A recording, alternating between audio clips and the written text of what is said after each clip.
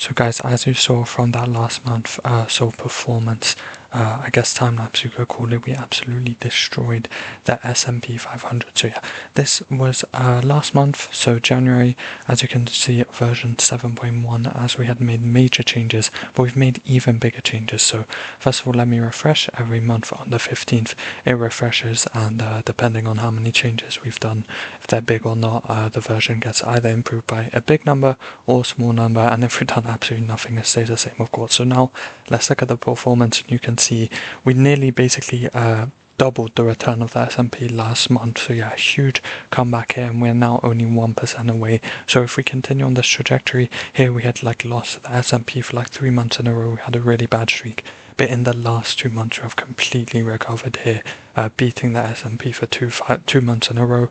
And I think that if we beat it again, our line will finally be back up. At the start, was sort of above the S&P, and the S&P has beaten us since. But yeah, we are coming back in force now. But now time to show you the changes. So there's 2 big changes. I mean, first of all, I already put my API key. This is my practice account. I don't have 60k, as I always say in these videos, or however much I have in my practice account. So let me just fetch the data from trading 212. Yep, this is my practice account, only 5 stocks. And now to show you the changes, the first change is on this. So a simple one, which we've implemented in all the other pages. This is in the earnings one and the dividends one. We added this order by. We could already filter by stuff, so you can filter by the different types of ranks. You can filter by name if you're looking for a specific stock. You can also look at stocks that have a positive ESP percentage and positive growth over 10%. They all have a high expected growth, so let's put 20. But yeah, that was already here. The new thing is order by, so you can order by symbol, rank, ESP percentage, and growth. And then this works with the filters as well. So let's put symbol, for example. Say we only want the stocks that are 2, still works, as you can see. So yeah, really simple one to add, but it is added. And then of course here you can put another portfolio in and enter it, and it will rerun for all the stocks in the URL that you just put. So yeah, the goal of that was just to align it with all the other pages. Actually, you can see the earnings one has the order by and filter by, and the dividends also has order by here, and then it has filter by here. I think the dividends on this day is like huge.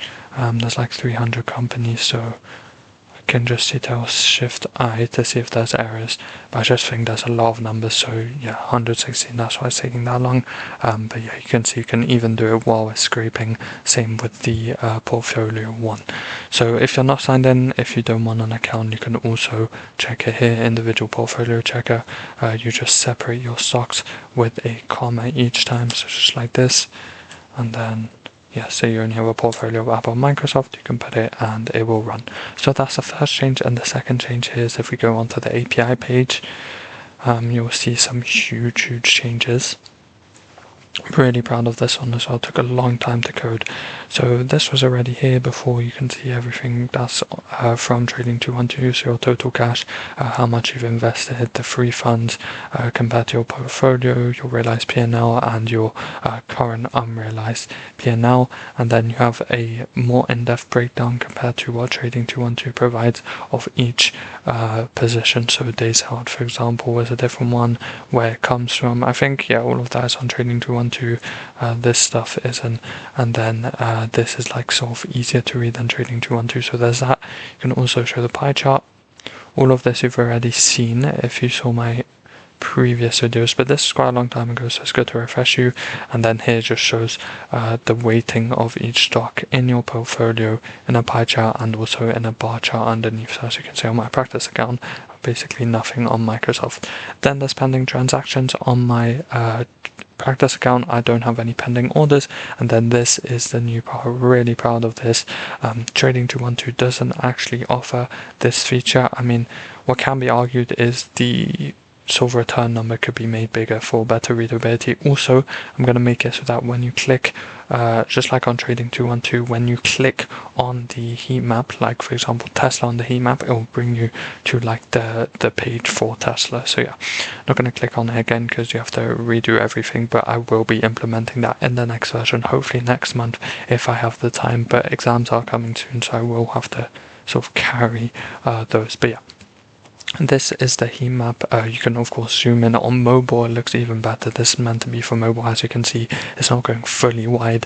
It's meant to be so narrow for mobile, but it still works on PC spectacularly. And this doesn't exist on Trading 212. You don't have an all-time heat map. Also, when you hover, you can see the return percentage, and it sort of makes the position brighter so you know where you're at. You have the images here. Vusa doesn't have an image yet, but I'll add it to the database. But yeah, this is a really good change, and it just makes me have even more stuff to do with the clicking and then bringing you onto a stocks page. The other thing before we do that though is that, like Trading 212, this is the unlike Trading 212, sorry, this is the all-time heat map, which Trading 212 doesn't offer at all. So in NVIDIA, while I've held it, I'm up 65%, whereas Trading 212 only has a heat map for the day, and that's what we'll be adding. So there'll probably be a button underneath these three buttons that say like get heat map for one day, get heat map all time, and then if you click one day it will fetch the actual live prices, whereas this is really easy to code in, really,